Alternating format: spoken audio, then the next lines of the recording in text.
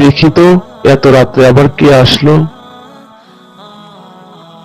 আসসালামু আলাইকুম কাকা, কেমন আছেন? ওয়ালাইকুম সালাম। তুই এত রাত্রে কোথা থেকে আসলি? আসলে কাকা, এত রাত্রে আসার কোনো পরিকল্পনাই ছিল না। আজকে একটা ভাইবা দিয়ে আসলাম, আবার কালকে ওরা ফাইনাল ডিসিশন জানাবে, এই জন্য কালকে যেতে বলছে। তাই তোমার এখানে আসলাম। এত রাত্রে কোনোদিন মানুষের বাসায় মানুষ আসে? কোনো হোটেল টোটেলে যাইতি, ওইখানে গিয়ে থাকতি। এত রাত্রে আসছিস কেন আমার বাসায়?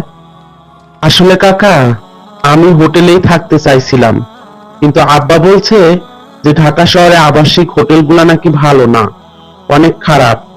তাই আপনার এখানে আসতে বললো। ঢাকা শহরে তো আমার পরিচিত বলতে কেউ নাই, আপনি ছাড়া।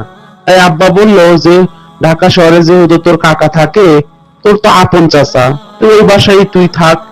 এই জন্য আপনার এখানে আমি আসলাম। তোর বাপ যে আমাকে এত জ্বালাইতে পারে! কিছুদিন আগেও তোর মামাতো ভাইকে আমার বাসায় পাঠাইলো, আবার এখন তোকে পাঠাইছে।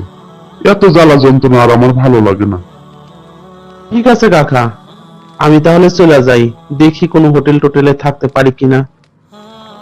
দাঁড়া, কই যাস? চাচার বাসায় যেহেতু আসছিস, থাইকা যা। একটা রাতেই তো ব্যাপার, কোনো সমস্যা হবে না।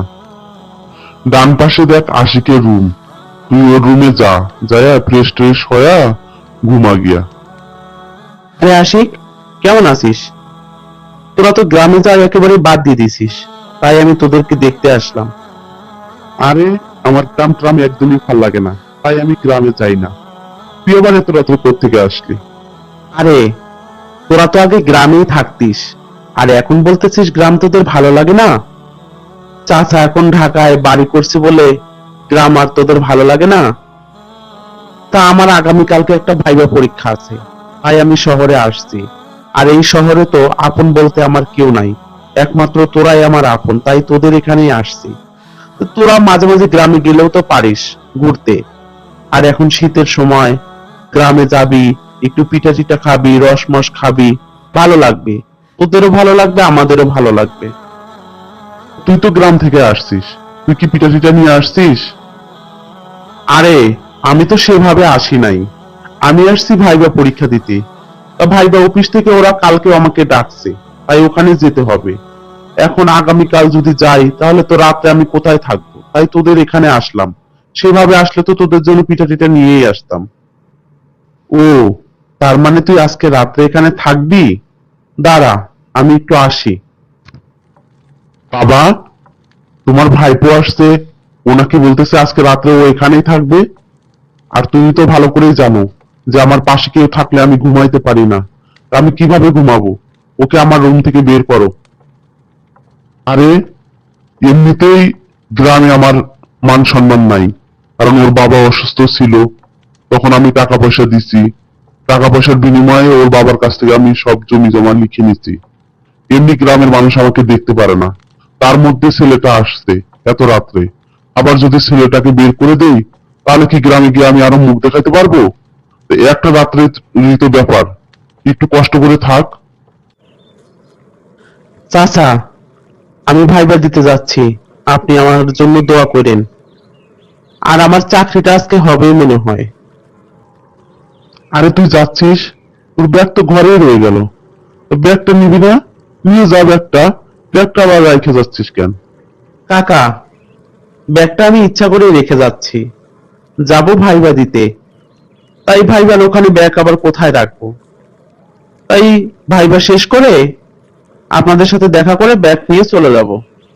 তুই আবার আসবি কষ্ট করে ব্যাগ নিতে? তো ব্যাগটা নিয়ে গেলেই তো ভালো হয়, একবারে ঝামেলা মিটে গেল, আর তোর কষ্ট করে আসা লাগলো না। না কাকা, আমি ভাইবা পরীক্ষা শেষ করে তোমাদের সাথে এসে দেখা করে ব্যাগটা নিয়ে চলে যাব। গতকাল আপনাকে দেখে আমাদের খুব ভালো লেগেছে, আর আপনার রেজাল্ট গুলো আমরা দেখলাম, অনেক ভালো রেজাল্ট আপনি করেছেন। তাই চাকরিটা আপনাকে আমরা কনফার্ম দিলাম, আর আপনার স্যালারি ধরা হয়েছে 1 লক্ষ টাকা। আপনার জন্য সবচেয়ে খুশি সংবাদ হলো যে আপনার নিজ জেলাতেই আপনার পোস্টিংটা হয়েছে। আপনি আপনার নিজ জেলা থেকেই অফিস করতে পারবেন।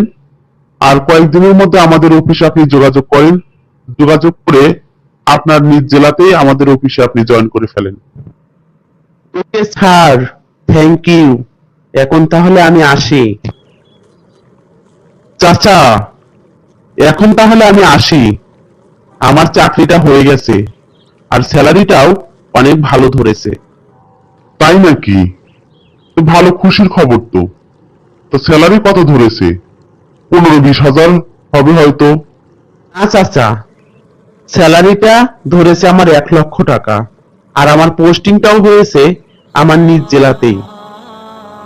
কি কইস রে বাবা, 1 লক্ষ টাকা স্যালারি ধরেছে? ভালো বিষয়। তো এত রাত হয়ে গেছে, এখন আর যাওয়ার দরকার নাই। আজকে রাতটা এখানে থেকেই যা। আর আমার ছেলেটা যে কি করে, এত টিউশনি করাইলাম, এত পড়াশোনা করে রাত জেগে, তবু একটা ভালো চাকরি নিতে পারলো না। চাচা, না এখন আর থাকবো না, চলেই যাই। আর চাচা, আশিকের প্রতি আপনি একটু খেয়াল টেয়াল রাখেন। আপনি মনে করতেছেন যে ও রাত জেগে পড়াশোনা করে, আসলে ও রাত জেগে পড়াশোনা করে না। কথাটা অন্য কেউ হলে আমি বলতাম না, যেহেতু আমার চাচাতো ভাই, তাই আপনাকে আমার চাচাতো ভাইয়ের দোষটা ধরিয়ে দিলাম। আসলে চাচা, ও রাত জেগে পড়াশোনা না করে প্রেম করে, সারা রাত জেগে ভিডিও কলে মেয়ে মানুষের সাথে কথা বলে। আপন মানুষগুলোর চেহারা অনেকটা এমনই হয়। বেকার থাকলে তারা আপন মানুষকে বোঝা মনে করে, আর একটা ভালো পজিশনে গেলে বা ভালো চাকরি পেলে দুঃসম্পর্কের আত্মীয়রাও আমাদেরকে নিয়ে অহংকার করে। বর্তমানে নিজের মানুষেরাও ভালোবাসে অবস্থান দেখে, টাকা দেখে, আর অবস্থান খারাপ থাকলে, পকেট ফাঁকা থাকলে নিজের মানুষেরাও অবহেলা করে।